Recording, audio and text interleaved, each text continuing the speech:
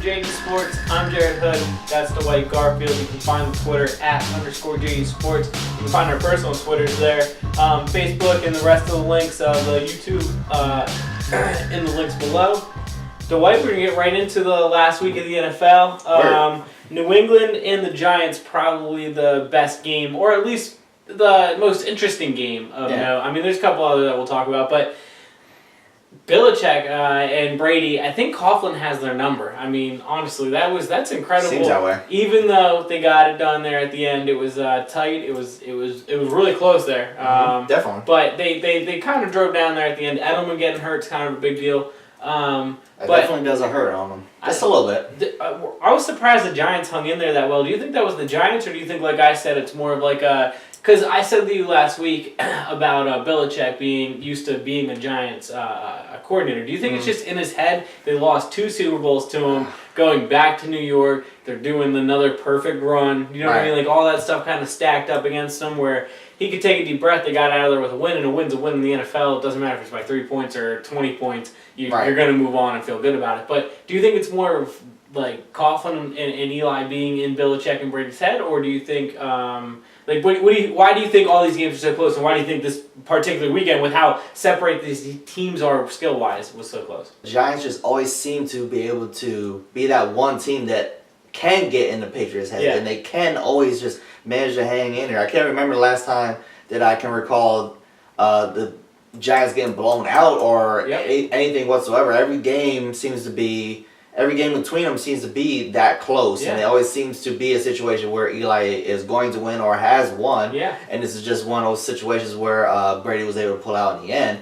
It kind of got a little interesting. He almost had that drop interception. Yeah, I mean that's again, but then they win. Then the Giants and then Coughlin and Eli break the undefeated Patriots again, and yet again they play like one of those really close games. I don't know. I think they were 5-1 against Belichick and Brady. I think Coughlin and Eli were 5-1 going into that game. So now they're 5-2, but still, it's just odd stat to me. It's very odd that you know what I mean, because you look at it, and out of either of the Manning brothers to be the one that plays Brady the way that the one that gets the least credit is the one that actually does the most work on. But even like this particular game, I said about how far they are apart. Like, what do you think this weekend really like made that so well? Because Brady didn't look as good this weekend, and I'm not gonna lie, I said he checked out in the middle of the game the week before against Washington, and he did because they were up so big. But maybe he didn't check out. Maybe he just, maybe he lost a little bit. It was a little colder this weekend, and we talk about older quarterbacks in the cold. He definitely didn't look as well in this particular. He was overthrowing players. We talked about Edelman getting hurt. That turns out to be a big deal, especially later in the game. I mean, that's one of his biggest targets. Amendola, it's not like you can just put him in there and he steps up as Edelman. It's hard to replace the things that he did. But Amendola will be a suitable guy to step in there. But what do you think this weekend, like I said, what do you think this weekend was what made it so close? It's really hard to say, but it just seems like a situation, like I said, that the Giants just seem to have Tom Brady's number and Belichick's number. I don't have a science to it, but it just seems like one of those things where the Giants just always seem to get it right. And I don't know if it's necessarily the defense just knows what to expect just because of the battles that they've had, especially in the Super Bowl, obviously. I don't know. I don't have a science to it. They just seem to always know how to stay in the game, and they usually do pull out, but in this situation they didn't.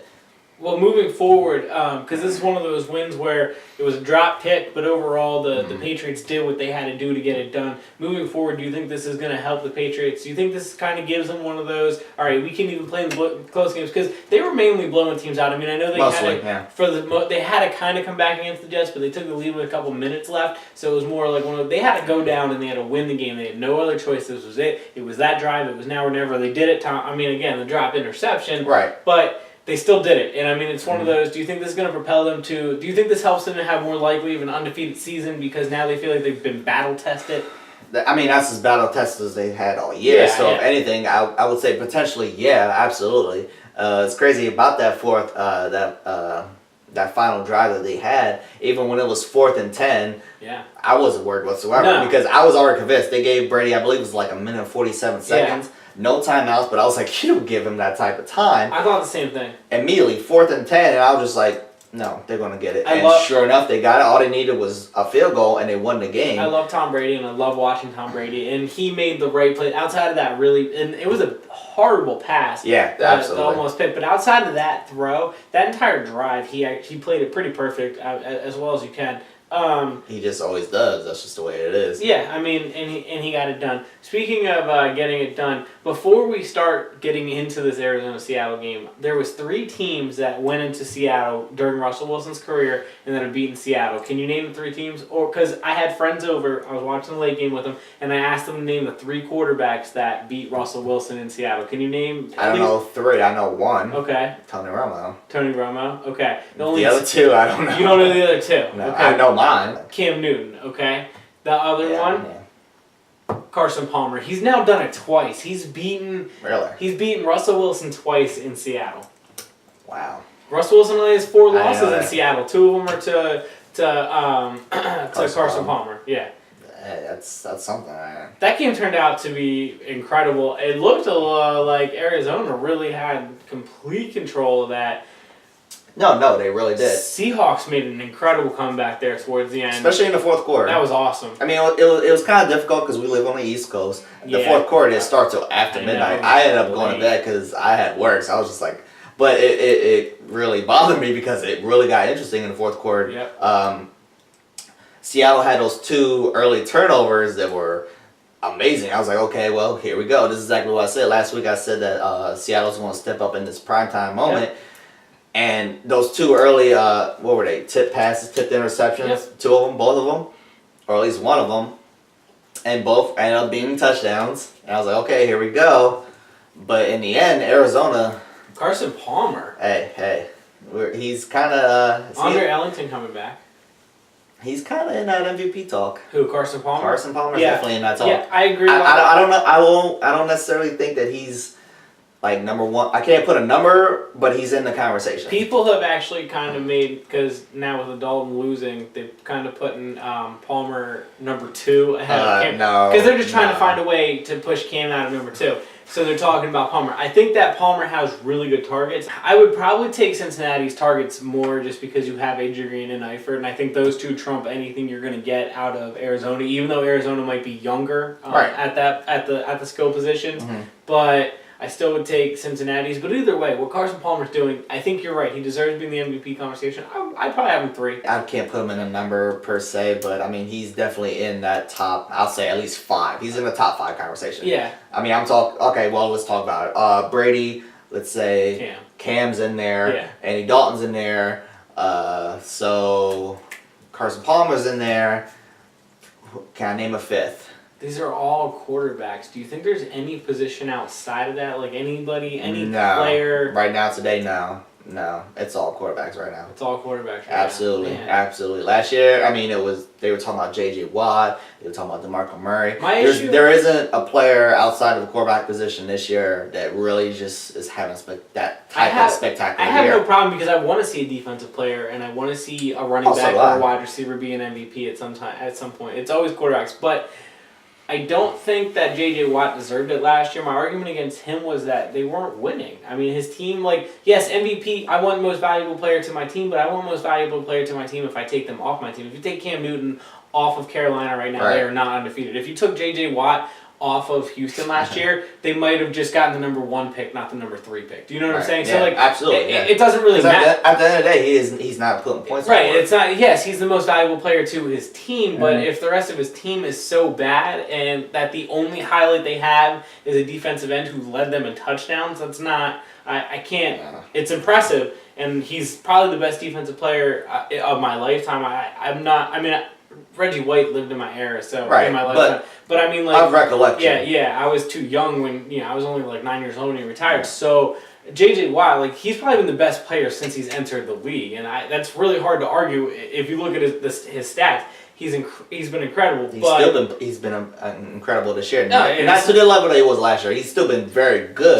It's still to the level it was the year before that, which was still the best in the league. But their offense, like you said, I mean, they're not producing. They're not getting the wins. So and yes, like I said last year, what he did was impressive. It was unbelievable, and I don't want to take anything away from what he personally did. It's just not MVP worthy in my eyes because it didn't do anything. It didn't take them anywhere.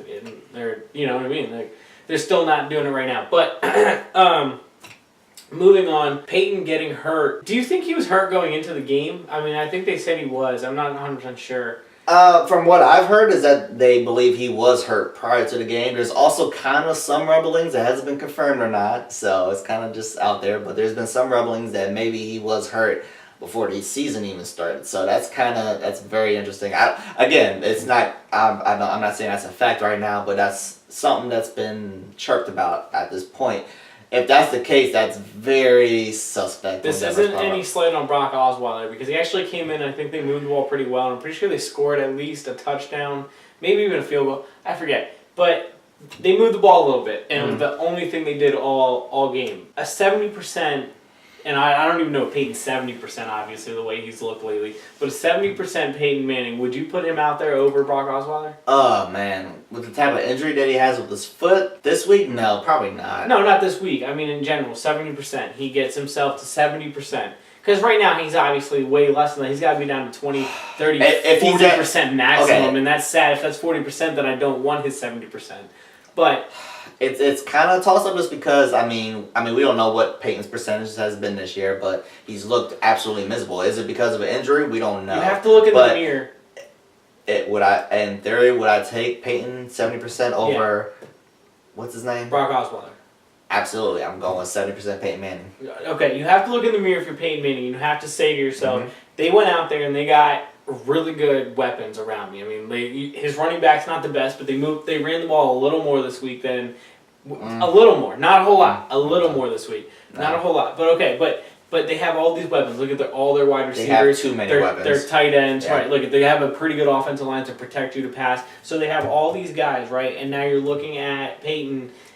He has to look at himself right now in the mirror, and he has to say, if Brock Osweiler can go out there and he can actually get the ball to these guys, even wide receiver screens better than I can. Peyton is going to have to look at himself, and if this dude can come in here and put up these numbers, then Peyton's going to have to maybe be like, all right, maybe it's just time. Maybe whether it's injury or age or both, maybe it's just time. I know because there's so many weapons, and for Peyton to be putting up the type of numbers that he is just unthinkable. It doesn't make any sense. I know Kubiak's a good offensive coach, and he's probably going to want to run it because it's his team and he's the head coach. But Peyton was kind of orchestrating that offense a little bit. He always does. Yeah, but that's unfair to say because look at what the Ravens did last year and how great they were on offense, and that was all Kubiak. I mean, that was his play calling, 110%. So, but I'm interested to see if Peyton has a little influence on it because he like I said about him orchestrating the offense.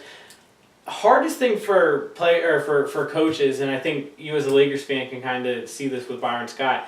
It's to coach the aging superstar, and it's the guy who can't. Like, how does Kubiak look at Peyton and honestly tell him, I'm going to go with Brock Osweiler in the playoffs over you. Right. If Brock Osweiler is putting up 350 over the next 3 weeks. Doesn't matter. If Peyton Manning says, I'm ready to go, I'm playing. Peyton Manning's only thrown for over 200 yards once this season. Right. It's the same thing you said for me being a Lakers fan. And we haven't even talked about basketball since our little preview, but I'm just saying, as a Lakers fan. Do you really think that Kobe needs to be taking a shot over Lou Williams right now? Right, and that's the sad part is that's a debate. I'm with you. Right, that's the thing. Again, and it's the same thing with Peyton. It's the same conversation. So, Brock Osweiler. It's sad. As much he Lou Williams as Brock Osweiler Lou Williams. As ridiculous as that sounds, just what you have to do is take the names out of the equation. And if you just look at the numbers, then what do you say? You're saying, Kobe, sit down. You're saying, Peyton, sit down.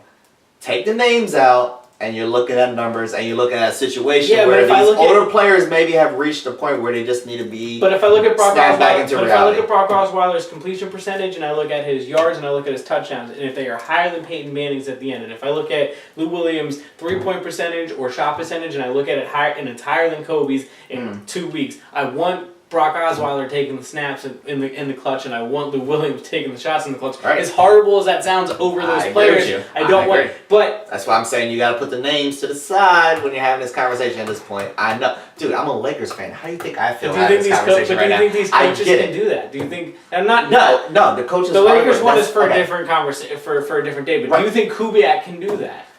Back to your point. No, and Byron Scott isn't doing it on the Lakers, and Kubiak isn't doing that Peyton Manning, because these players are at the level that they are at, regardless of how they're playing now, is that they have this longevity and they have this respect where you're not going to pull the plug.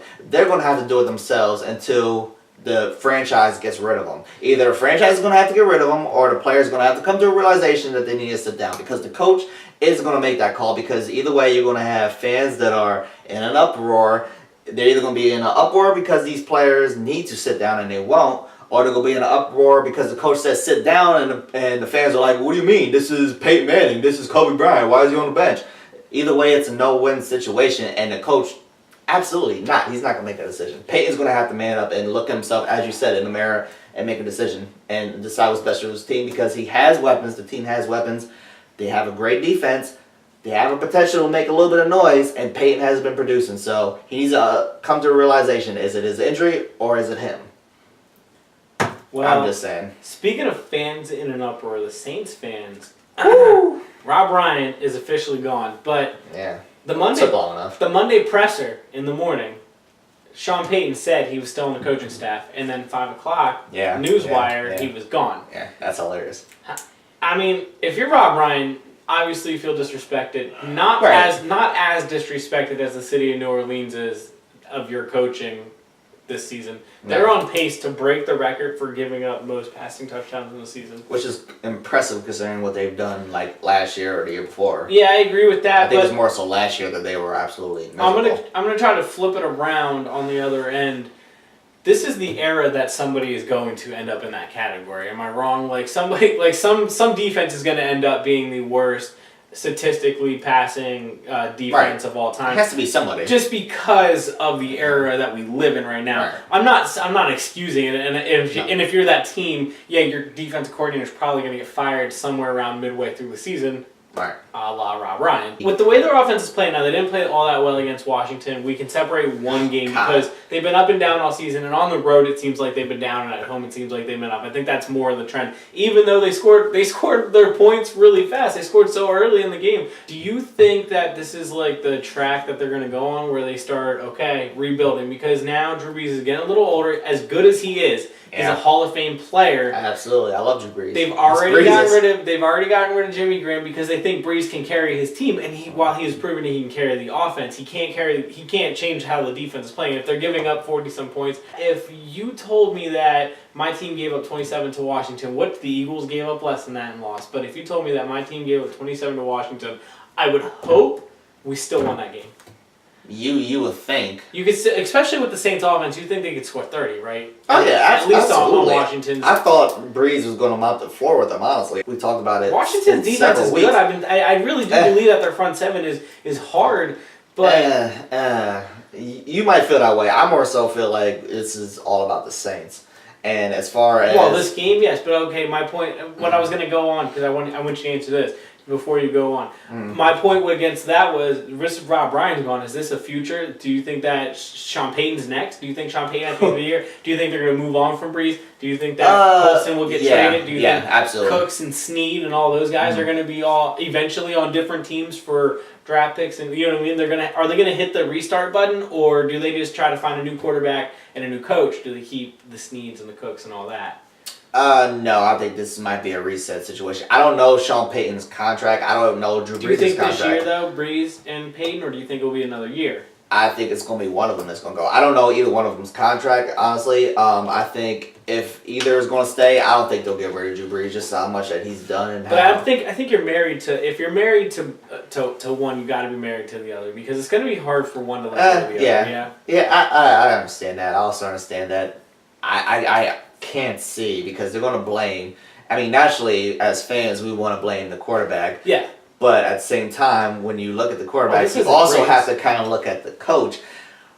In saying looking at the quarterback and looking at the coach, I also look at the organization as a whole and see that Breeze doesn't have any weapons. He's losing, and he has lost his weapons. Cooks and Snead are stepping up a lot better than expected. But but to he's your point, lost. No, I agree with you, because 5 of his top 6 targets from last year are on different teams this year. So that's not good. No, not at all. So he's lost those targets. Yes. Plus, the defense has never been anything to write home about. And they've been horrible this year. Right. Horrible. And then going back to Rob Ryan, who I think is the most overrated coach / coordinator in the league. The only person that might outdo him is his brother, but at least his brother kind of does a little bit more than that. Coach, I think. Right. I like him, but I also think he's a little overrated. I like him more than I like Rob, but I also think Rex is a little overrated. I think that Rex and the rest of the AFC East division are kind of like, they're comical to me, because they celebrate wins against each other, and it's kind of like, but you still have the Patriots in your division. Right. Who goes to Super Bowls?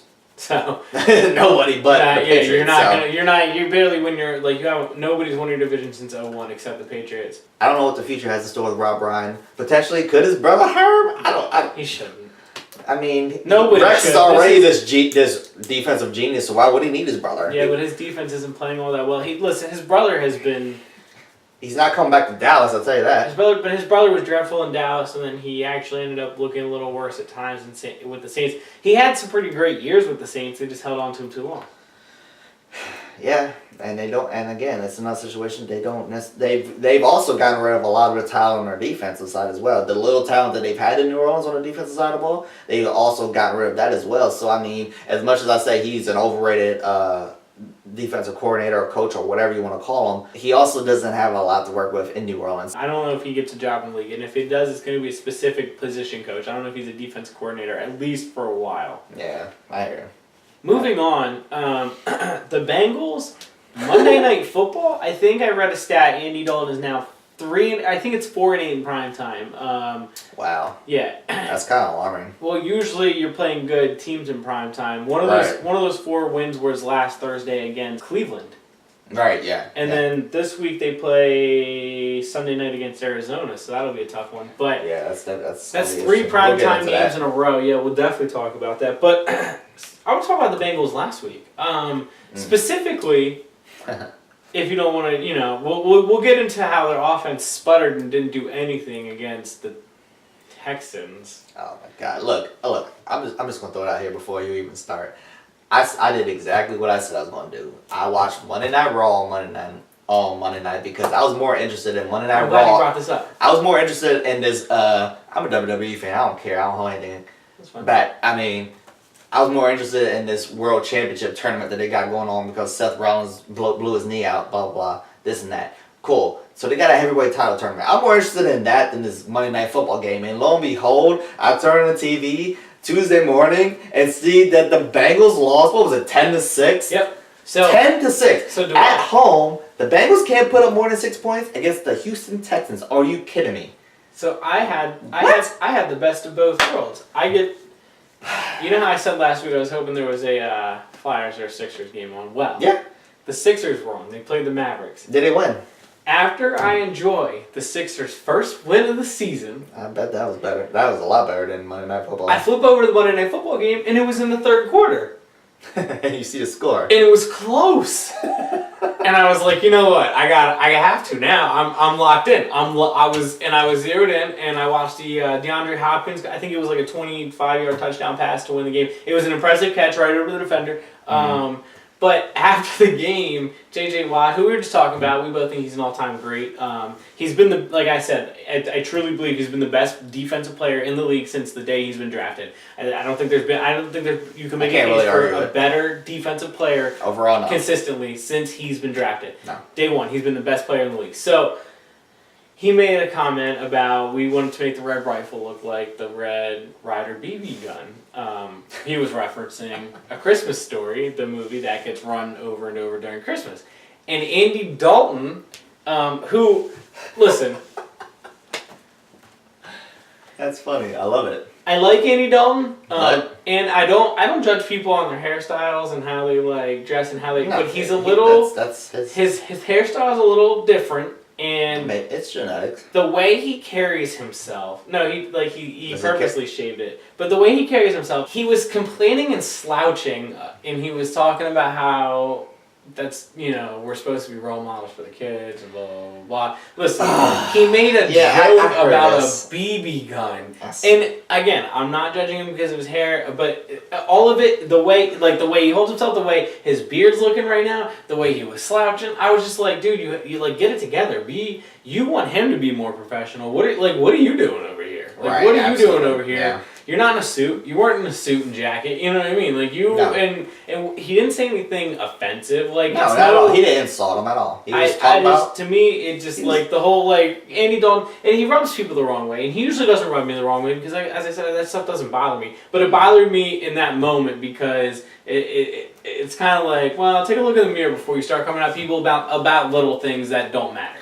You're right, and it doesn't matter. It didn't. It's stupid. It was a funny comment. It was a funny comment, and what's funny is that man, beat him. Hello, beat him. Hello, do something about that. Beat him. Don't score 6 points at home when you're undefeated. Hello, against the Texans with no quarterback. Hello. He said that's how he doesn't expect him to act. Please. Hold on, you're telling me you don't expect a 2-win team to have a little bit of fun after they just beat an undefeated team? It's not like he just acted like he won the Super Bowl and threw his helmet up and ripped his jersey off and screamed in the air. No. Don't put up 6 points on primetime on Monday night at home when you're undefeated against the Houston Texans. AJ Green, you're telling me you couldn't find AJ Green? Listen, nothing against the Texans, but they don't have a secondary. They have nothing whatsoever. They have a good front seven. They have J.J. Watt, the end. Clowney had a great game. He had a great game. You didn't watch it. You watched Monday Night Raw. You damn right I watched Monday Night Raw. You know what? You didn't watch it. You know what? I'm glad I did because you know what? Because now we're in the conversation that we talked about before. Should we be talking about the Bengals now or should we wait to the postseason? Because now the backlash has been since they lost on Monday night. Are the Bengals what they are in the postseason? No, I'm not overreacting, but I do think that I'm not either, but that's the question. I do think that stalling out on primetime does show how vulnerable they are.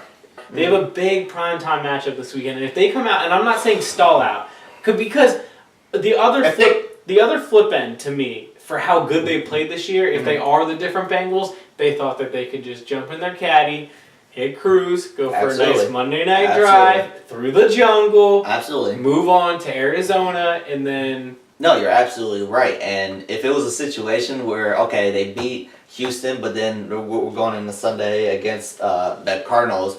And they lost to Arizona, then it would be like, okay, well, that makes sense because Arizona is a legitimate team. But the fact that they came in and stuck up the joint, and to go back to the whole Andy Dalton, J.J. Watt thing, my perspective is, and I'm going to say it, that's such a... This is my show. This is our show, right? Is this our show? Is this our show? I'm pretty sure it is our show, so I'm going to say what the fuck I want, right? That's such a soft mentality on the part of Andy Dalton. That's so very soft. It goes back to, this is what our society is, and we talked about before. We're such a soft-minded society You're playing football. Right, you are playing football. You're going to come at each other. That's just the way that it is. And he wasn't even rude. And he wasn't rude. It was, and if you listen to the whole context, that's the thing is that reporters, the media, again, going back to my I'm Just Saying from before. They cut what they wanted to cut to get a reaction out of Andy. And I guarantee you, like a lot of people have said, SportsCenter and everybody said, Tuesday morning when Andy Dalton heard the whole context and the whole interview, he was probably like, oh shit, I probably shouldn't have said what I said. It doesn't sound as bad. Right. It doesn't sound as bad. No, because what JJ said was that I respect he pretty much said I respect Andy Dalton, I respect the Bengals, they're a great team, blah, blah, blah, blah, blah. He just made a joke. It was funny. Haha. Get over it. Stop being soft-minded, Andy, and go out there and win the damn game in prime time at home. Don't put up 6 points. Go out there and win a playoff game. Yeah, I agree with that. It's ugly. It's not a good look. Go out there and do some work. Last thing I want to cover, because as you said, it is our show. It's disappointing, but I want to cover our favorite teams. The Eagles, I'll start off by talking about the Eagles really quickly. Looked good until Bradford got hurt. They were finding the tight ends. Not even until Bradford got hurt because they stalled out there right after the couple touchdowns. The missed extra point is that's horrible. It's frustrating. Yeah, exactly. It's frustrating. Sturgis, man, you got to get it together. I mean it does. But that in and of itself, right there, wins the football game. Yeah, absolutely. In the mix, dude, I've been there. In the mix, the missed field goal at the end of the game, which he could have made. He had the leg to do it, so that's frustrating. He's that good of a kicker that, I mean, they're going to miss it from here. People were blaming Chip. People were talking about the wide receivers again. I think the biggest thing that happened in this game... I don't know if it was a lot of drop balls, per se. No, I think the biggest thing in this game was the offensive line. Because the offensive line, the run game stopped working as well as it was the week before. It was working really well in Dallas. It kind of in the middle of the second quarter, they started stalling out, running the ball. They weren't getting 3-4 yards a carry. It was more like 1 or 2 yards a carry. So the play action wasn't working as well. And then Bradford ended up, when he got hurt, Sanchez actually came in. He moved the ball pretty well. Made a horrible decision there when they had a chance to they would have just taken the lead with a field goal. That's the Sanchez. Sanchez. Listen, it's going to happen. You expect that out of him, honestly. Yeah, no, everybody wanted him to come in and play over Bradford after the first couple of games, and I was always on the side, not everybody, but a lot of people, and I was always on the side of saying that it had a losing record last year. Bradford He's never been that is just learning the system. Bradford has looked better and better, and I'm glad Bradford has looked better and better because it kind of shut those people down. Now Sanchez has to come in. Didn't look all that well. At least a week, maybe 2 weeks. Maybe longer. I hope not. We're looking at about 1 or 2 weeks from I hope they don't have to go past Detroit with him, but if they do, it might be it for the Eagles because Dallas just got the quarterback. We'll talk about that in a second, and then the Giants, obviously. So we'll see. But the Eagles, it's still kind of up in the air for y'all, honestly. Yeah, but the Eagles' defense looked okay. If Sanchez can game manage, not turn the ball over, if they can run a little better than they have, the Eagles will be, I think, just fine. But I don't know. Miles, listen, the wide receiver, Miles Austin, while people were blaming the receivers, I don't think it's all the receivers' fault. Miles Austin had a bad play where he dropped a ball. He didn't run a route out, and he hasn't looked all that good overall this year. Him and Sproles was supposed to be used more than Miles Austin in the slot this year, and then they were going to rotate Matthews and Murray as the running backs more because then you get Sproles out there a little more. They haven't done that, and to me, you got to figure out how to get Sproles out there a little more because he's been getting the ball. The Eagles, they're getting it. They're almost there. They got to figure it out with the wide receivers, as I said before. But I don't think this loss was specifically on the wide receivers. The defense played pretty well overall. No. I think it's more so a quarterback situation. Yeah, the Eagles played pretty well overall, and Bradford looked good. Before he got hurt. He didn't look bad at all, honestly. We just gotta hope he comes back. Well, we'll see. I mean, I hope he doesn't come back, but I understand from your perspective. Speaking of coming back, Dallas didn't happen for him this weekend, but Rome was coming back. But if you wanna just take it, I'm so sorry. All right. Jameis, though. I was about to say, your boy Jameis. I told you about him. He scored big touchdowns at the end of the game. This one he won. Yep. Hey, you know what's funny is that nobody wants to talk about that. That was one of his worst games this season. Yeah, let's talk about that somersault. Nobody wants to talk about that because it got retracted at the end of the game. But Mr. Front Flip and smacked it out, fumble, Dallas ball. But I mean, obviously the flag brought it back. Yeah. So and he got the bootleg and he got him good. Yeah, good for them. That's awesome. But we're not talking about the stupid front flip that he did. But whatever, that's whatever at this point. But that was stupid. That was. Get off of Jameis. I don't think that was... Stop. No, that was stupid. He dropped the ball. That was stupid. The front flip was stupid. He tried to jump over. That's very college-like. That shows his rookie self. Well, yeah, he's a rookie. I expect that. He's not going to do that next year or the year after. Anyway. I was impressed. I was impressed with the play. I wasn't impressed that he dropped the ball, and I wasn't impressed that he did the front flip because I'm with you. Just get down. You had the first down.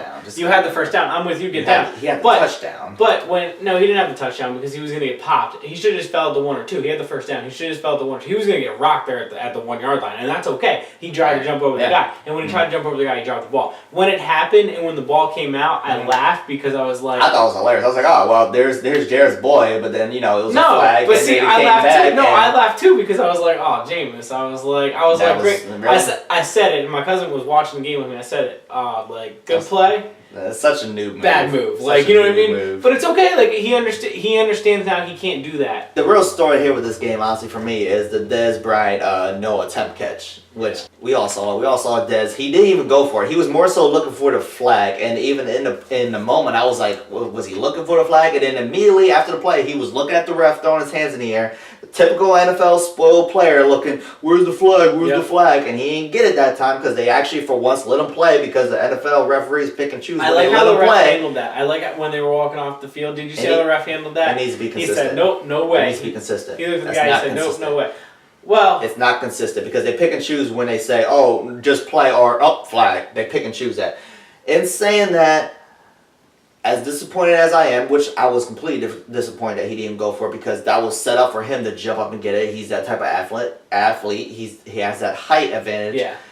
What nobody has talked about, and even as recently as Monday, today's Tuesday that we're recording this, as recently as yesterday, the news sites have been talking and TV shows have been reporting is, Dez hasn't been taking ownership for that. Actually wrong. You guys don't know what you're talking about because post game, Dez actually said, no, that was all on me. I should have went up for it. I was looking for the call. He admitted. He flat out said, I was looking for a call. That's on me. I should have went up and got it, but I did it. We know, but we're not reporting that, of course. We report what we want. We want to make Dez look out to be the bad guy, of course, like they always do, but they never report the fact that he is a leader, like you guys say that he's not, and he doesn't take ownership, which he did. I'm glad he took ownership of it. I'm mad that he did that because while I was watching the play, just like you said, we all had the same reaction. He's so much bigger and stronger than that guy that he could have got out there and just absolutely. That was all him. Honestly, that was all him. But I'm more mad at not mad because I'm an Eagles fan, so I'm happy they lost. But if I was you, I'd be more mad at the Cowboys. That's the first time they took a shot to him deep all game. There's not a player. Yeah. There's not a player in Tampa Bay's locker room. Nothing against them because their scheme's pretty good. Lovie Smith, he runs that Tampa. Okay, there's not a player in that Tampa locker room that can cover Dez Bryant for 60 minutes. No. And if you just run streaks or if you run him down the middle of the field like you just did, and you're going to connect on 3 of those. And Matt Castle has that arm. And that was the first time they tried it all game, and they almost connected. They had it, but the one time they did, Dez didn't go. So if you try it, if you try it 4 times throughout a game, and that happens on the first time, you're not as disappointed as if you try it once throughout a game and it happens on the first time and that's the last play. Because if that's the 4th time you try it, chances are that's the 3rd time Dez Bryant got up there over that defender and pulled that ball down for a touchdown. Right, there was that play, and we also didn't even bring up the fact that he had dropped. What was it? A 3rd down. It would have been a first down, but he had a drop pass. Yeah. Okay, we'll bring on the Green Bay joke from last year. He dropped the pass. I get it. It's funny, but it happens. You answered this question for me earlier, and I agreed with you. But just for the record, bringing Romo back, how do you feel? How do I feel at this rate? I understand that Jerry Jones at this rate just wants the Cowboys fans to have some type of hope and momentum moving forward.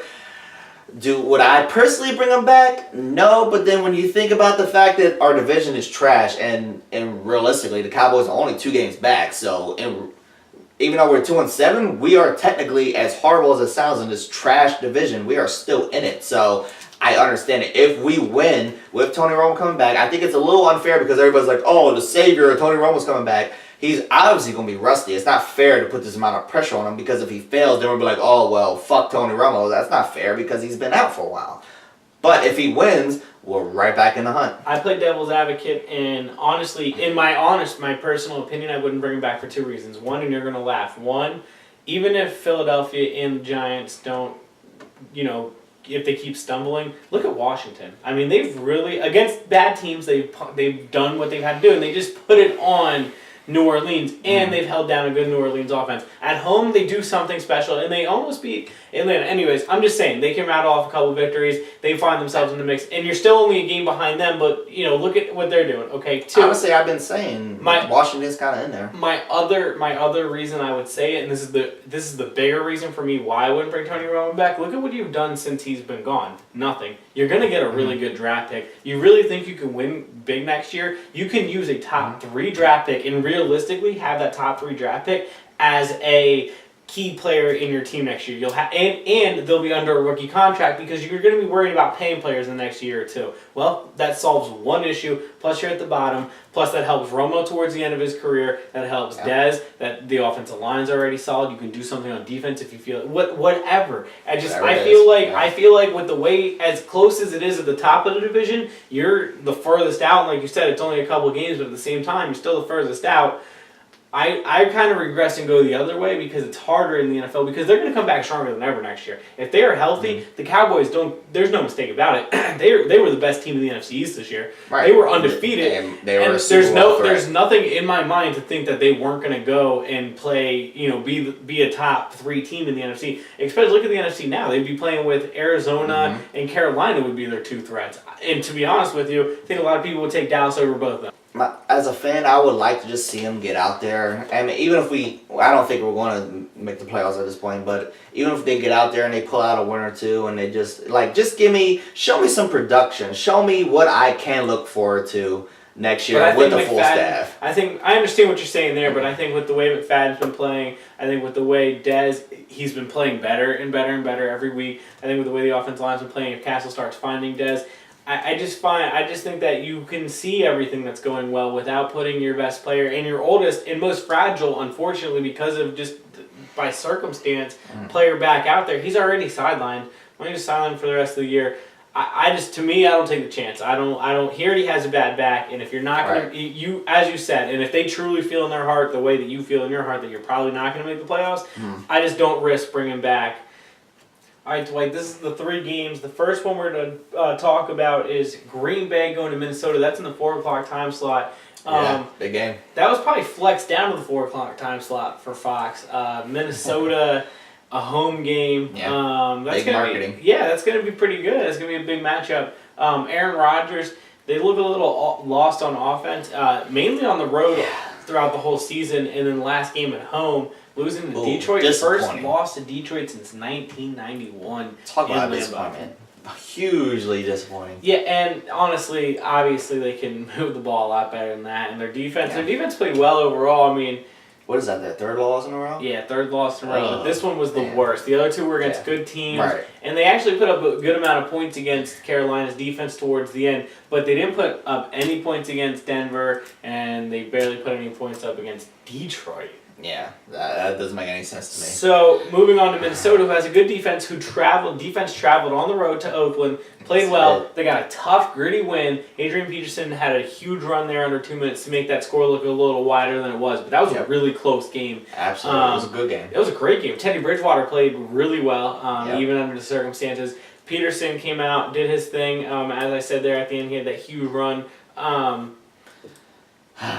I mean, their defense held down. The Minnesota defense held down a really good Oakland offense. They absolutely did. So it's a question of do you believe in that, or do you believe in Aaron Rodgers not going 0-4 the past 4 weeks? The one thing I do want to say that the 2 things I want to say that Green Bay did good to give them some light, some hope, and I know that I know some big Packers fans, and a lot of them are giving up on this right now. They're frustrated. They're like, but I can see why you're jumping ship because 2 weeks ago, 3 weeks ago, I understand the relax, but it's not a relax. It's kind of a panic because 3 weeks ago, going into the Denver game, you were undefeated and you were smooth sailing. You were kicking back. Now it's panic button. You just lost to Detroit at home. I understand. You're tied with Minnesota, and if you beat Minnesota, you take the upper hand. You have the head-to-head. But the 2 things I do want to say. Aaron Rodgers started finding Richard Rodgers. That's a big thing because that started moving at the end, and that was kind of a new element that he didn't have only a little bit before. And their defense played really well overall. Again, it was Matt Stafford in Detroit, but... So are you saying that Aaron Rodgers finally might have a weapon because Nelson went out, as I said, might come back to haunt him? Yeah, and I've been giving you credit almost weekly for that. So... Don't sip your tea. I know you have, but I know nobody else has. I was giving you credit. You have, nobody else has. You're right, okay, but... No, but I hear you. I understand what you're saying, but on the other end of that, Minnesota's defense has been playing really well. Yeah. Bridgewater's been getting it done. And if Detroit can score enough to beat Green Bay, I got to go with Minnesota. You going Minnesota? I'm picking Minnesota. I mean, it was honestly, it was a bit of a trap game. Oh, no, absolutely. I agree. It absolutely was a trap game for Green Bay to lose to Detroit. I mean, what else could you call it? But you got to get back together now. Absolutely. So at this point, I'm going Minnesota as well. And that makes no sense. I like, in theory, it's like, oh my God, can Minnesota honestly get another win and lead 2 games in a division? It's almost unthinkable. But as you said, you touched based on it. Do I think that they should be panicking? No, but Green Bay? Yeah. No, I agree with you. I don't think they should be panicking at all. You know, I think they are still a threat to anybody in the league, period. But going against Minnesota right now, I feel like they have a lot more momentum. Obviously, they had this big win. They went to Oakland. The defense looks good. Teddy Bridgewater looks good. Adrian Peterson's doing his thing. Overall, they just seem to be more together than Green Bay looks. Green Bay looks flustered out there. They look like they don't have any idea where they want to go to. Aaron Rodgers doesn't look like he knows where to go to on offense. Defense, spotty, whatever. I mean, call it whatever it is. I'm more so looking at their offense and seeing Aaron Rodgers out there looking for help, and he just doesn't know where to turn. And against a divisional rival in Minnesota with that defense, I don't think he's going to find it. Moving on, speaking of teams that things might be coming off the rails, not really, but they just lost to Houston. Cincinnati is going to Arizona in primetime. Ooh. We talked about Andy Dalton's struggles in primetime. Usually you struggle in primetime because you play good competition. Hasn't played good competition this year in primetime. This is going to be their 3rd primetime game in a row against the best competition. Oh. Arizona at home, coming off of a big win in Seattle. Carson Palmer doing a little, I don't know what that dance was. It was a little like, I don't know if it was like it was like, I don't know. He was definitely, I don't know if it was this or if it was this or. Is he doing a chop block or? It was sexual in some kind of way. And does he say I got 2 words? Nobody wrote a letter. Nobody wrote a letter about it. I'm just saying. Anyways. So, Cincinnati, they lost to Houston in J.J. Watt because their offense couldn't get it going at all. It's not because of their lack of defense. Their defense played really well. I'm excited to see because Seattle's defense actually didn't look all that well against Arizona. No. Things are coming off the rails there. We could talk about that for a different time, a different day. But I'm excited to see Cincinnati's defense against Arizona's offense because Arizona's offense, not only are they pretty talented, they're running a really good scheme too. Like they're beating teams with their plays as much as they are with their talent. That's we were talking half about the battle. Hey, we were talking about Carson Palmer is in that MVP conversation. Yeah, absolutely. And Larry Fitzgerald. They're making compared to last year. Yes. Larry Fitzgerald, he just rejuvenated Ellington himself. didn't have a knee brace on, and he had the best game of the year. Hey, they have coincidence. Arizona, I'm telling you, they have threats out there. Not sneaky good anymore, just good. So you go just with flat out good. What do you got? I don't like how Andy Dalton was holding himself after that game. Not just because of those post game, not because of the comments that he said about J.J. Watt. Right. I'm talking about. It's more so his demeanor. I watched that game from the 3rd quarter on, and he didn't look into it. He just looked very. You have to look into it in every game towel in the NFL. Himself like Cam does? No, but Cam doesn't. Cam does that when he's winning or losing, so that's not fair. That's not fair. Cam does. It's only shown when he's losing, but he does it because I'm a hater. Everyone's a hater, nowadays. But and again, they might have just been skipping it. It's against Houston. Oh, they only had one win or 2 wins, so we're fine. Well, you know what I mean. We're gonna run right over this team. We play a good Arizona team this week. It's gonna be a short week, but. Either way, because of the way that he held himself, I'd like to see him going a little better going into Arizona. I'm picking Arizona because Carson Palmer, now, they are over the last 3 or 4 weeks, have actually been playing some of their best offense. Yeah, definitely. Since the Chicago game, I would say. All right, absolutely. You know what? I'm going with Arizona as well. I'm sticking to the fact that I feel like they are one of the most complete teams in the league. I've stood by that for weeks and weeks and weeks, and my Power 5 has proven that. And moving forward, and that was a very impressive win over Seattle. It kind of got iffy in that 4th quarter of that Monday night game against Seattle. It got kind of iffy, but they managed to bounce back, as we already stated. We stated that Carson Palmer has been playing like an MVP. Their offense is impressive. The defense does their own thing.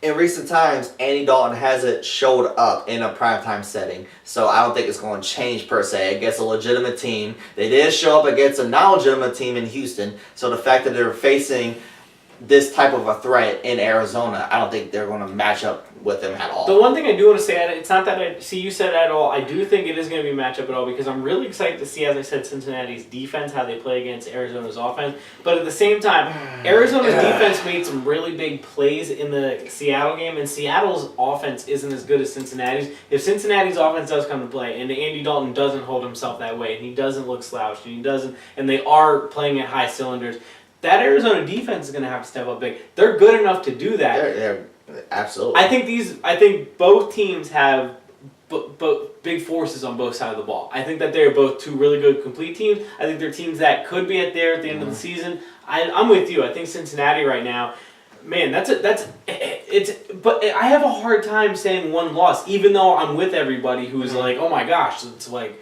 holy crap, like you can't lose that game and look at how they're acting and look at how they're playing. I'm not one of those people that are overreacting with Cincinnati, but I have never trusted their defense, so that's where I'm at. Oh, I think their defense is really good. It's Andy Dalton right now that everybody hasn't trusted. And right now, that game, that one loss to a bad team is what everybody says to not trust about Andy Dalton. That's what scares me more than their defense. I think their defense is really good. I think their defense is really talented.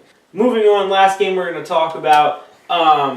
Interesting by default because it's Rex Ryan going to New England. Here we go again. It's always fun. Absolutely. Always fun. Belichick, Ryan, Rex Ryan with the Bills.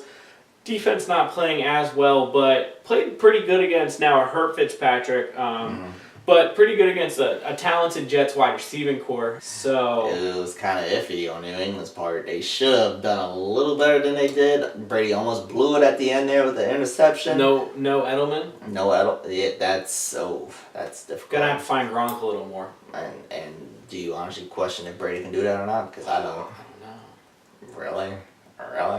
Of course he's going to find Gronk. Absolutely. You know what? And of course I'm going New England. I'm going New England this game. Yeah, I'm going to pick New England as well, but I think if anybody can do it, it's Rex. He always somehow at least keeps it close against New England. Even in shootouts, sometimes it's like low-scoring games. Right. Doesn't matter. It's usually close. His team seems to step up when it's New England time. I'm excited to see how Tyrod Taylor plays on the road in a big game because if they're going to steal a wild card spot, this is going to be one of the games that he'd have to go on the road and win in the playoffs anyways if they do steal a wild card spot. So I'd like to see how he plays in this situation. I don't think they get the win. I'm going with New England as well. But it's only because the inexperience of Tyrod Taylor. The Bills' defense, as I said, isn't playing as well. Brady, coming off of a bad game, usually turns around and has better games. I know it's not a loss, so it's not like I can start bringing out stats of losses or anything in Brady after losses, but he's definitely going to be out to prove something. It's on prime time. It's on national TV against a division opponent, which he usually always makes sure they take care of at home. Absolutely. He lets you know who's in control. Only 8 losses at home, I think, since 2011 or 2009. 2009, 8 losses at home, and 4 of those were in the playoffs. So that's regular season at home, and I don't think it's going to happen. We're going to go to rapid fire. Dwight, last week, God. 6-8, my worst week. What about you? Oh, even worse. No. 4-10. Well, so that's good. You didn't make any ground up on me. I'm actually 90-56 overall. God, I'm 82-64. Well, you're still 8 behind me. I'm trying to pull away. You kind of are, man. That's bad. All right. Well, moving on. That's like 2 minutes in NASCAR. It's fine. We got this. Anyways, I'm surprised you know that. That's pretty awesome. I know a little more than you. Dale Jr. won the NASCAR race last week. Anyways, I didn't know that. Moving on. The Thursday night game, it's a great divisional matchup. It's the Color Rush. It's Tennessee going to Jacksonville. Are you excited for the jerseys? The Color Rush jerseys. Did you like this set? Does Monday Night Raw come on Thursdays? Did you like last week's? No. It looked like a holiday Christmas party. No. That first of all, I like the jerseys. I didn't like them together. It was maybe. I like the Jets helmet. I like the helmets. I love the helmets. Those were cool, right? Yeah, I like the helmets, but the jerseys were horrendous. No, I like the jerseys. I didn't dislike either jerseys. I just didn't like them together. It was a month too early. But in this matchup, no rhyme or reason. That would have been more fun in like the middle of December. Yeah, you're right about it makes that. Sense. It makes in the middle of November, it was like, this is Charlie Brown Christmas special? I don't get it. Guilty pleasure. It was passed down from my dad. He might not be watching, but if he is, he'll laugh. I love Christmas. I love Christmas music. So I was already in the spirit. But I'm with you. It would have been a lot more fun later in the season. Anyways, color rush. Moving on. Rapid fire. Tennessee. Jacksonville. So what the hell Jacksonville colors are they going for? Are you ready for this? You're gonna call it probably more like a puke gold, but it's like a dark gold. It's a little weird. And then Tennessee's wearing all blue, baby blue. Can we? All gold. This is how interesting this Thursday night game is. We're talking about the damn jerseys. Is there? There's Thursday night SmackDown. Maybe I'll watch SmackDown for the first time in like 5 years. I'm picking Tennessee. No rhyme or reason. Mariota. Let's go. I don't have anything else to say about this. Well, I'm going to pick Jacksonville. I like the way Jacksonville's offense is playing a lot more lately. One last thing on the color rush jerseys. The punter for the New York Giants is colorblind. He tweeted the NFL and he said it's actually impossible for him to watch it on TV. And furthermore, they had a lot of colorblind people tweeting them saying it was impossible to watch on TV. So that had to be horrible. This is what we're talking about on JD Sports. Colors. Next. Anyways, Tampa Bay going to my Philadelphia Eagles. The Eagles need a win, but my boy Jameis playing so well lately. Why do we always start off with them in the 1 o'clock hour? I've noticed that. God, get off of Jameis.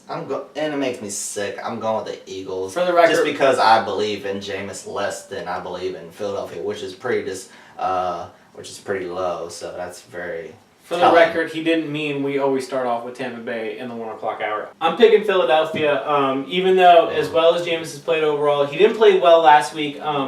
He's very erratic. I'm with you. I just trust Philadelphia more. You know what I don't like? Mark Sanchez. That's so frustrating. It's not going to be fun at all for me to watch this. No, it will be for me, but... Moving on, St. Louis just sat Nick Foles. Case Keenum coming in to play Baltimore. Speaking of Case Keenum, has records in the NCAA, most passing yards of all time. He's like, congratulations. He's probably like the greatest college passer ever. Right. Are you done? Going to Baltimore, what does he do? Baltimore. You pick Baltimore. I pick Baltimore. I'm picking Baltimore as well. It's tough. They should have won last week, even with the missed call. And then they ended up. Listen, I don't care that that's there was a whole conversation. I'm mad about the missed offense or the missed offsides because then that play shouldn't have counted. And I completely agree that the NFL needs to be better. But why is everybody just jumping over the fact that my man went in there for the sack and then grabbed Bortles' face mask, had a 15-yard penalty? Right. It doesn't, yes, while the refs messed up, let's start getting on the players for also messing up because all he had to do was not grab the face mask of Bortles. Just tackle Bortles and the game is over. Instead, he grabbed his face mask. The game does not end. They move 15 yards. They kick a field goal. They lose the game. If you're going to get mad at the refs for not doing your job, get mad at the Baltimore player for not doing his job as well. I'm still picking Baltimore as well, only because I don't know what Case Keenum's going to do. As much as I like Gurley and the rest of St. Louis's offense, because I think they're talented and as good as they are on defense, I think Joe Flacco actually, it was a struggle to watch sometimes last week, but he's their only glimmer of hope, and he's actually keeping them in every game. It's always close. Whether they win or lose, it's always close, and it's always because of him. I can't argue that. Moving on, the Jets going to Houston. Houston coming off a big win. No, JTS. Yeah, I'm going with Fitzpatrick too. I like their wideouts on the outside. I think they're going to do what Cincinnati was supposed to do. Absolutely. They're a much better team than Houston. Oakland in the 1 o'clock hour going to Detroit. I never do this. I'm taking the West Coast team, Oakland, to beat Detroit. Detroit's going to be on this fake high of beating Green Bay. Yeah, Oakland's offense is better than they played last week against Minnesota. Minnesota's defense is just that good, and I didn't think they were that good, but they are. I knew they were good. I didn't think they were that good. They were that good. I'm still going to go with Oakland. I think Oakland breaks it back out this weekend. I think they beat Detroit in Detroit. I agree with you. I'm going with Oakland as well. Detroit, as you said, they're going to be on this natural high, and they're going to get too confident in themselves. They're not good whatsoever. Moving on, Indianapolis taking on Atlanta. Matt Hasselbeck, listen, he's undefeated. I'm actually not going against him. It's more because of how Atlanta's played. I understand. I also understand that I don't trust in him. I'm going with Atlanta. Maybe it's just by default because of how high I was in Atlanta to start the season. I thought they were going to win the division. They looked horrible.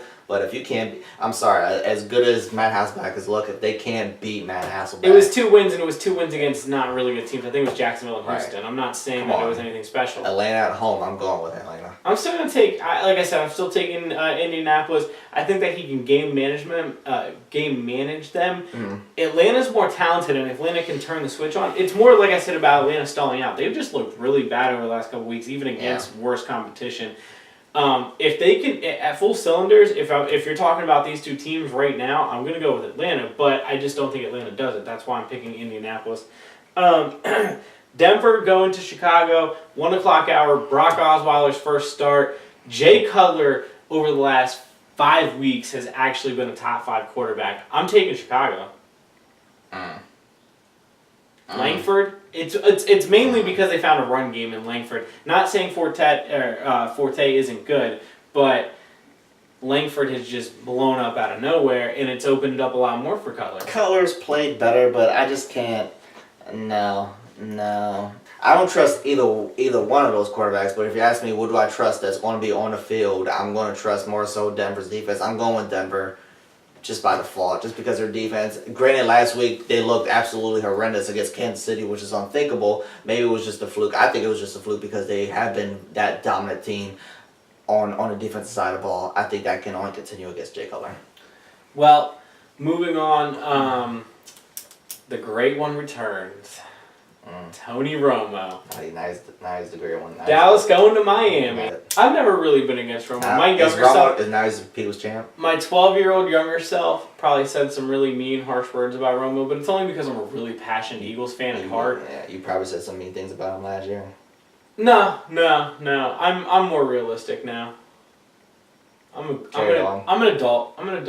As of last year. Huh? As of last year. I think the hate on him is ridiculous. I think it's false, and I think that a lot of people don't understand what they have. So you're going Tony Romo on the Cowboys this way? No, I'm actually taking Miami. Why? Just because I don't know what Romo's going to do. Because I think he's going to be a little rusty, and I think he's going to need 1 week to take the rust off.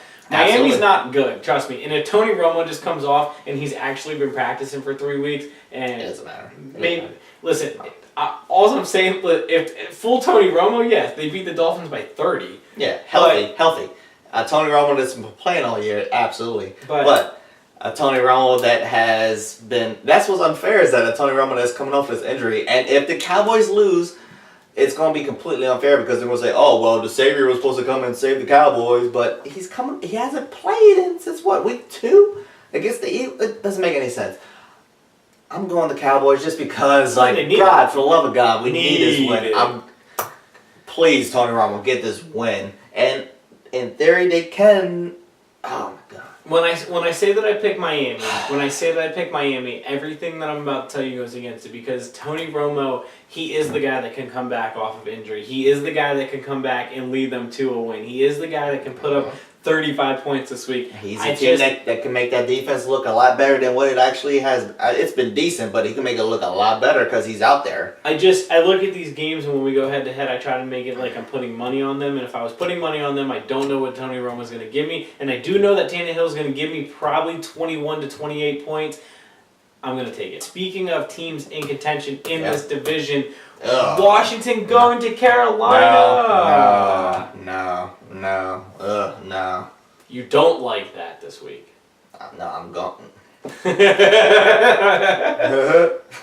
Fucking, he's such an asshole. That was good. I'm going Cam Newton and Panthers. Stop it. Yeah, I'm going to take Cam as well. That should even be longer than 20 seconds. The only thing I'm thinking, I hope it's not a trap game.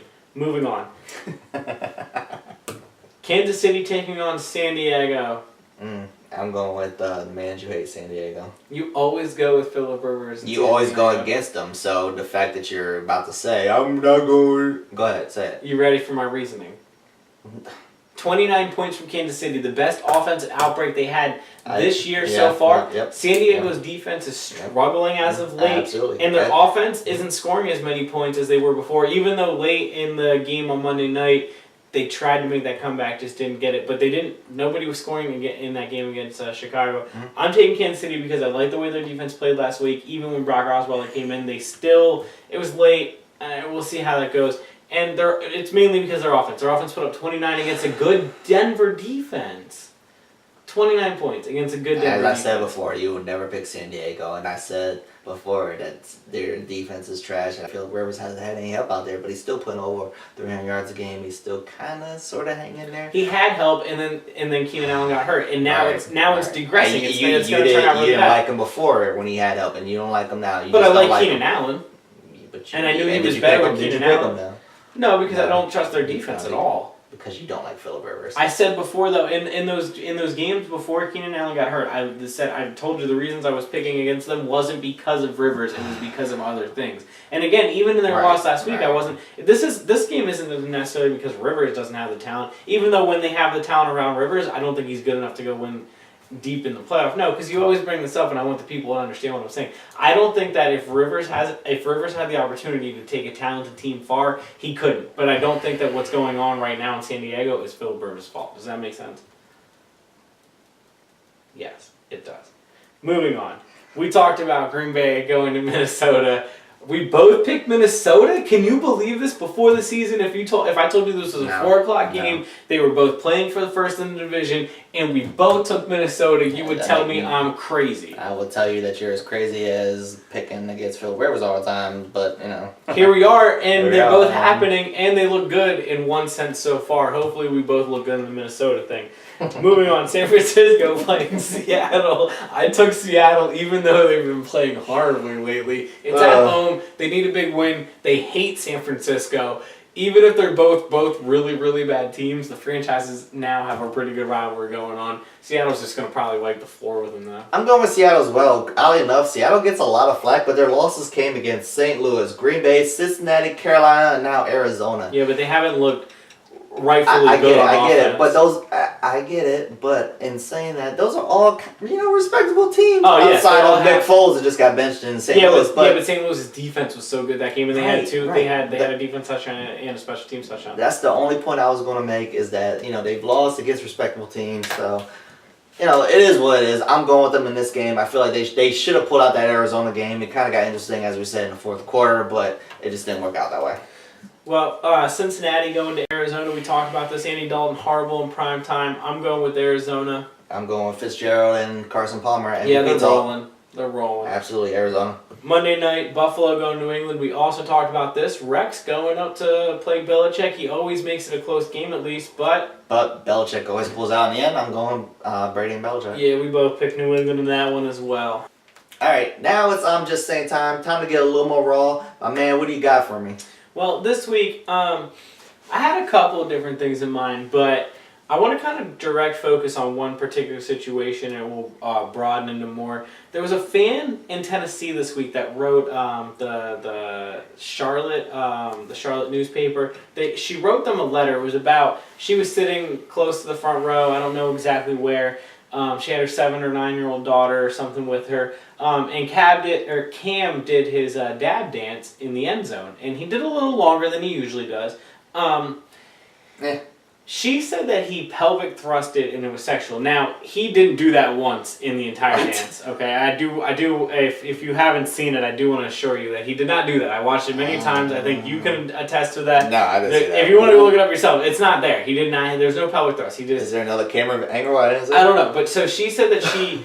Now, she ended the letter, and it's really funny, and credit Dan Levitard for saying this. She said that at the end of the letter that she had to turn her daughter's head away to the cheerleaders and the mascot because it was so excessive and egregious and offensive. And he, as Dan Levitard pointed out today, so she turned her daughter to the half topless. To the half naked women cheering the men on the football field. Yeah. That's not sexist, and that's not offensive to you, but what he did is... Now, moving on. It's more of people being, frustrated that he, over-excessively celebrated, and that linebacker came up and tried to get in Cam's face, and then he started dancing a little ridiculous. more. Now, should have Cam danced a little more? Was that a little childish? A little bit, yes, but on the other end, I like it. That linebacker that came up and did that to Cam...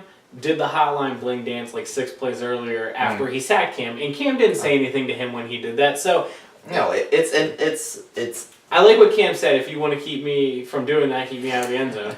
Absolutely. It's a situation where, okay, he was doing the hotline bling thing, and it's cool. It's funny. We weren't saying anything when Warren Sapp was doing the little Beyonce dance when he got that good day. Yeah, because that was topical. Funny. It was funny. Yeah, exactly. But it's not funny when it was at home. Right. It's the same thing.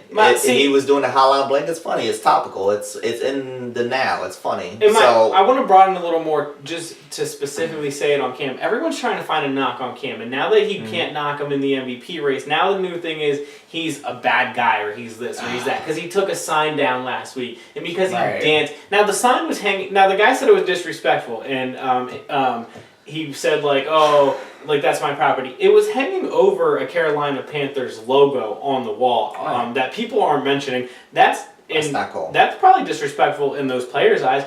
And he was disrespectful to Cam when Cam came up to like take it down. So I don't know if Cam was literally actually going to take it down or if he was saying stuff to Cam on the way out. But he said I don't have any money, sir, when Cam walked up to take this. Like, then so who knows what Cam? Wait. He said I don't have any money, sir. And now I have an issue with that. So what does that lean towards exactly? To me that's racist. It's not even close. But I have an issue with him saying that on the side of Cam's shoes probably cost more than that sign. Like, do you know what I mean? Like, Cam's shoes probably cost more than that dude's car, and he's trying to sit there and say, like, come on, get out of here. That's to me, no. That guy was being childish when he went to the authorities about the sign.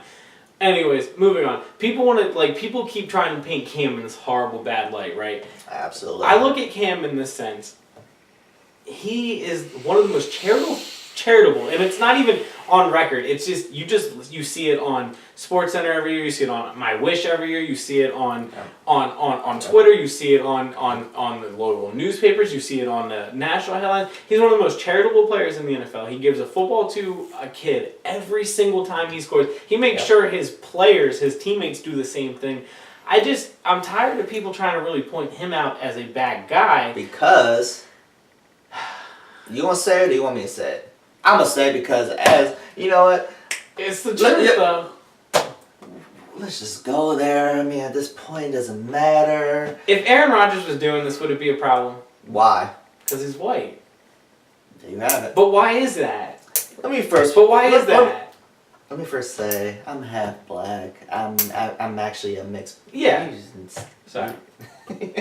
I just want to bring more of a idea and awareness what my mindset is as I'm actually mixed. I'm half black, I'm half white. I also have other things as well, but I'm primarily black and white. So I understand the race thing. I have to bring it up. Some of the I'm just saying in the past have led to that, definitely. I've kept it out. But my issue with the Cam Newton thing, and it's in here, and I'll say it for you because this is how I truly feel about the Cam Newton thing. It's perception. We brought up the Carson Palmer. He did like that. He actually did like a little. It was sexual in some kind of way. I don't know if it was this, Was it a crotch chop? It was towards the crotch and his hands were in the area. It was sexual, and I said it earlier that it was. But was he saying was he saying I got two words for you? Basically. All you 90s kids know what that means. Yeah, exactly. And it was to the Seahawks. And nobody why is that? Why do people get on Cam Newton? But Cam Newton dances too long or does a first down or he's a little more having fun with the game. There's a problem. He has a little more fun because he's 280 pounds and he's black.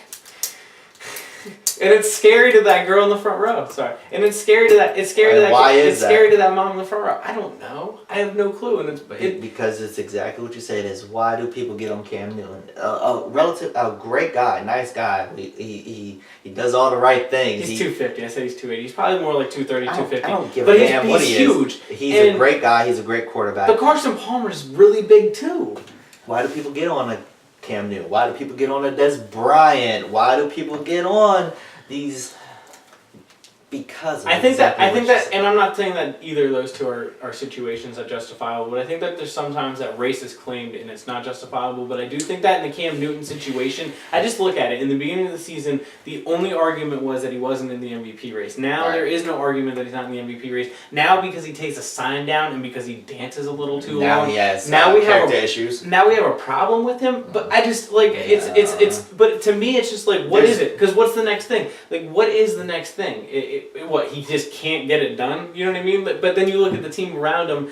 And just to me, right now, he's playing at the top of his level and he's having fun doing it. We're at the point where we get mad at Roger Goodell because our players can't spike the ball too hard, or they can't spin it, or they can't use it as a fire, or they can't high five each other and fall, and we call it the no fun league. But yet now we have fans in stadiums writing letters to opposing teams' hometown papers because they're dancing too long. Well, who's really part of the no fun league? God. Aaron Rodgers does this after every touchdown, and we don't have an issue. And I don't have an issue with it. I like that Cam dance, and I honestly like that when that guy who danced 6 plays earlier got in Cam's face, that Cam actually started dancing more. When he was done, he turned around and he was like, "Oh, word, you mad about it? Well, I'm gonna dance a little more on you." I have one more point to add. I have one more thing to add to this that speaks volumes to how I feel about it, which is exactly what Cam said. If you don't like it, stop me. Yeah, stop him. Regardless of race, regardless of talent, whatever. Right. The bottom line is that Cam and that is wasn't getting what this done. whole I'm Just Saying was about, but it leads to right. that. Yes, right. No, 100%. When I was going where we were going, it definitely led to that. But yes, absolutely. If you don't like it, stop him. But right now, yeah, I'm just saying. Cam Newton is easily. You said Carson Palmer, and he is the only argument you can make right now, and it's because his team is also undefeated. Probably.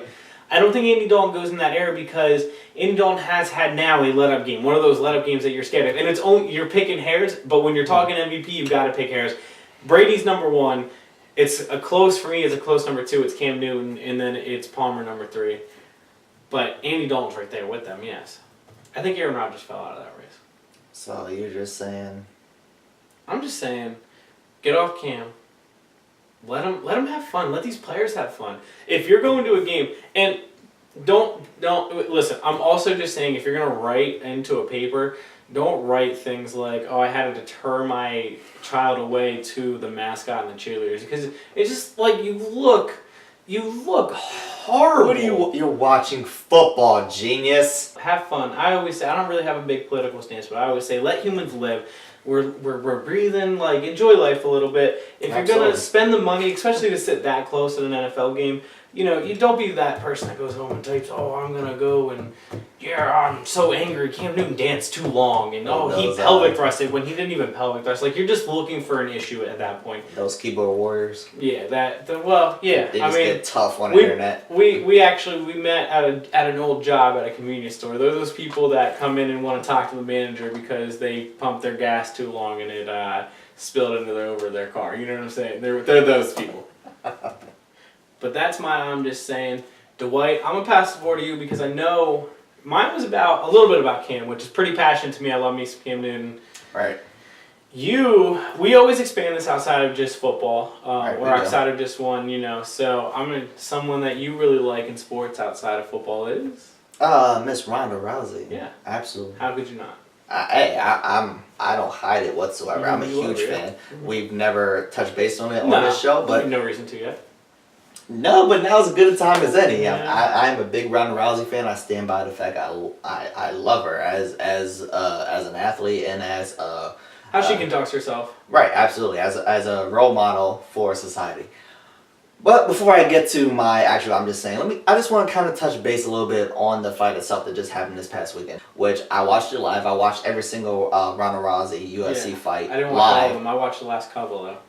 It's just such a great time. It's such a rush. That's what happens with me when I watch Ronda Rousey. I get this rush. I get this I just get hyped and like jacked up. I understand how Tyson fans might have felt back in the day when he was knocking people out. It's fantastic.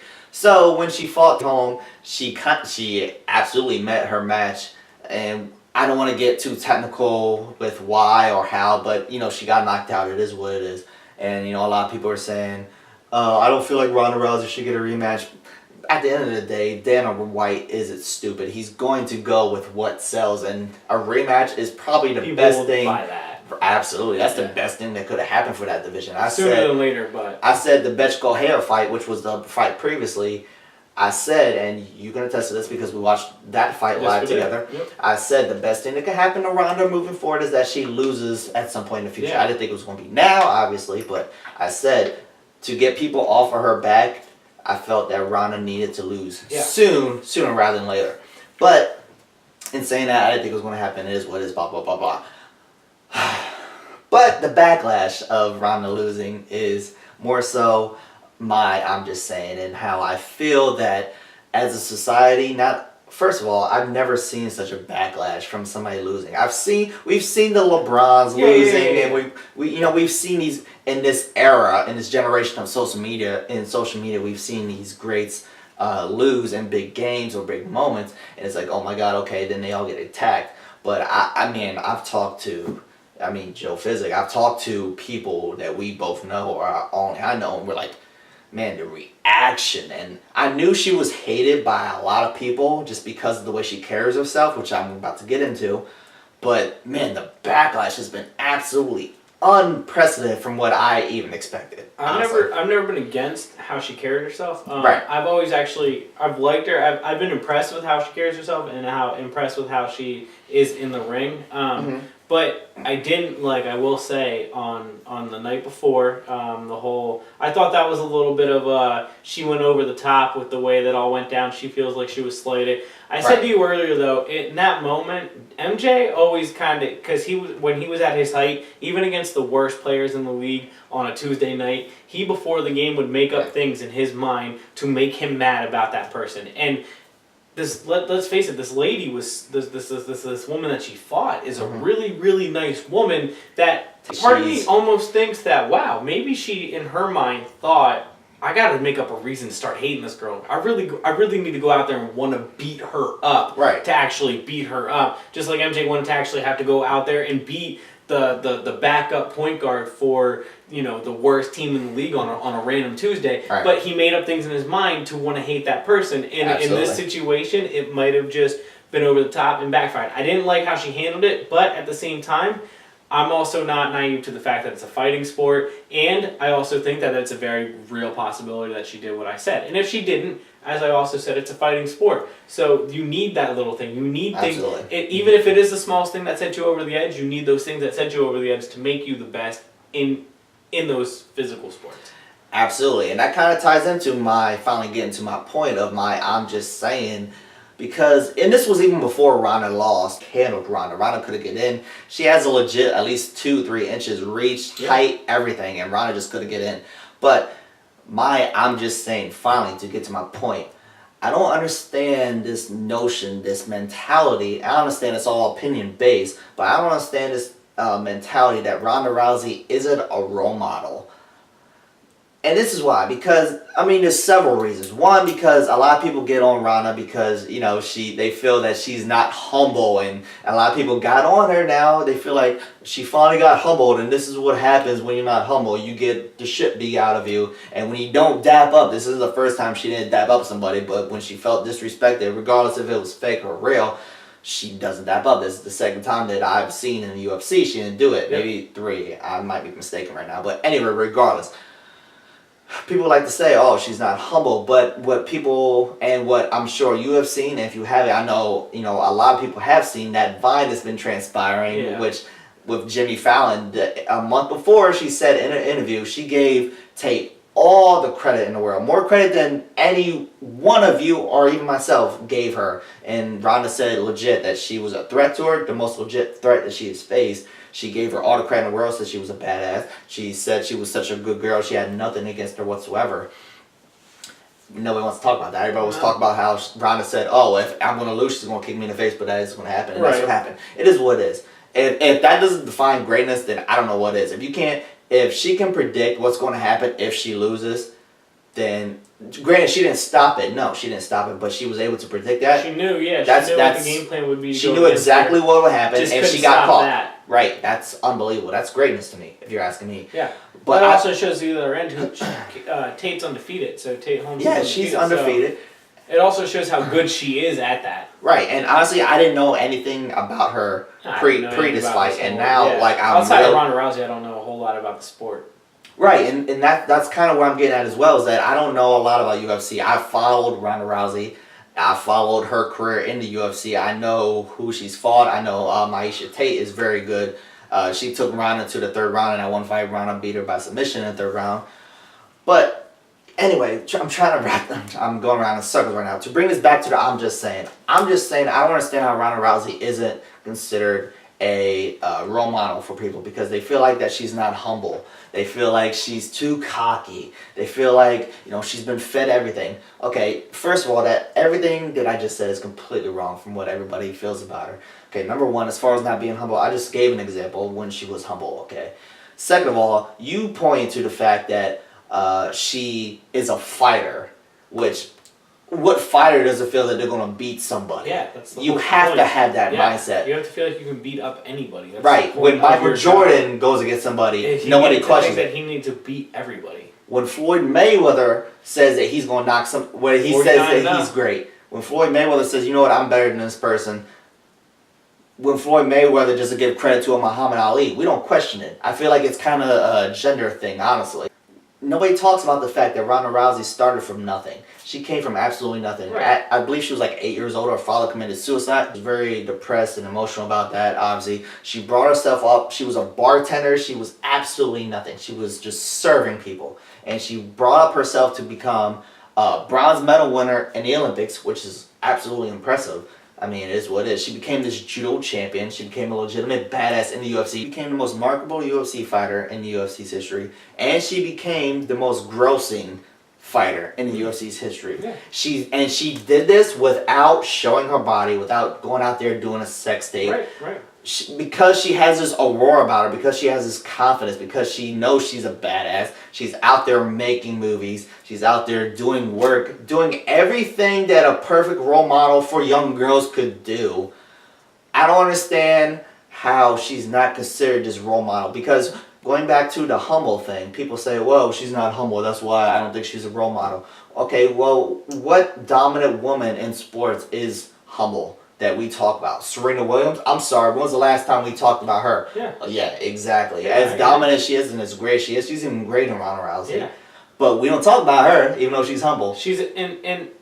We don't talk about Layla Ali. They're both in single. They're all in single women's sports. Absolutely, and they all do their thing, and they're all in a situation where it's just them. They give credit to the people who help them train. They just don't give credit to the people that they fight. But like you said, Ronda did give credit. But you said that Ronda did give credit to the girl that she just fought. So. And she did. And you know what she did after she lost that fight this past weekend? She looked at her trainer, and a lot of people aren't talking about this either, of course. She looked at her trainer and she said, I'm sorry, because she felt that she had let her training staff down. Yeah. And she goes out there, she trains like the man, she does work out there, she is all in her craft. And I feel like as a society, we should give her more credit. I understand this is all opinion-based, and we all want to see these perfect, humble people. But I think we should give all of them credit, but I think that for people to just go off on Ronda the way they did, I understand what you're saying. It's not really fair. It's not fair to her. No, it's not fair. And they don't even, they just quick to rush to put her down the second. Like, she's already down, not to use this metaphor. They kicked her while she was down, and that's not, it's not the right thing, because... But at the same time, people don't give most of these athletes enough credit. You can say that about all these guys.